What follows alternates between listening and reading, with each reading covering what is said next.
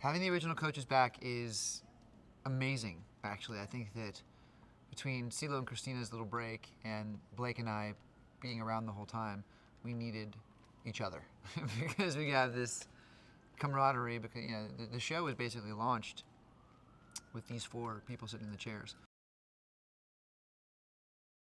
The original chemistry of the coaches can't ever be replaced.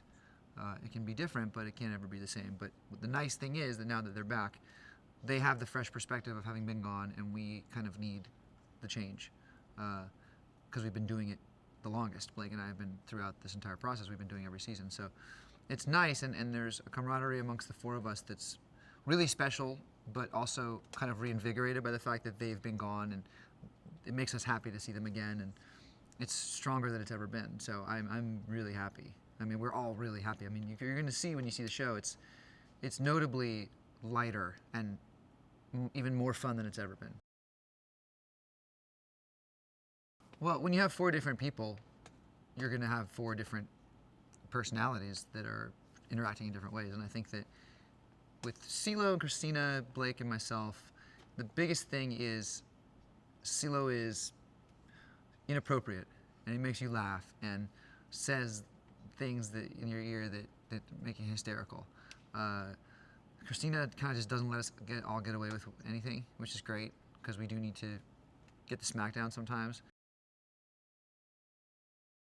The reason why we actually did it is because of the integrity of the show. I mean, I wouldn't want to be part of some lame, corny, stupid show, and it's nice that The Voice was something that we could gravitate towards guilt-free, because it was this really cool concept that we really thought, that we believed in, and then, as it started to develop and we started understanding more about the show, we fell in love with it, and so we're just really lucky that it wound up being something awesome.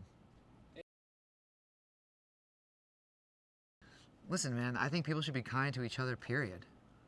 I think that anyone that's not kind, is a horrible person. Like, why would, and I understand people have their bad days and people, lash out and say mean things to people, but I don't understand why it's okay in the context of television to make someone feel badly about themselves. I'm not sure why people get off on seeing that happen. I'm not sure why people that are doing it feel like they're allowed to and that they're empowered somehow or entitled to make someone feel badly about themselves. I mean, I think that that's just a terrible, disgusting way to be. And so this show, and I know Christina feels that way, I know CeeLo feels that way, I know Blake feels that way. So that's not like an angle or perspective that we wanted to have for the show. That's like, be a human and be awesome and don't be stupid and insecure and need to tear somebody down to make yourself feel better about your own mediocrity. Just be a human. And if someone's a bad singer, tell them things that they can maybe possibly use, give them tools to improve upon. And if they don't improve, they don't improve. But don't hold yourself above anybody. That's not what this show's ever been about. And by the way, that's not what we're about as people. And anyone who is, I don't want to be part of that. And I would never, I don't care how much money you offer any of us, personally, I would never be involved with any show that perpetuated that being okay. We got those trophies made for himself, and he spent his own money on that. I would just like that to be noted constantly. That those were not given to him. Those were not official awards. I've won The Voice. I've never received a trophy. I'm not bitter about it, but I'm certainly not going to pay to have them made.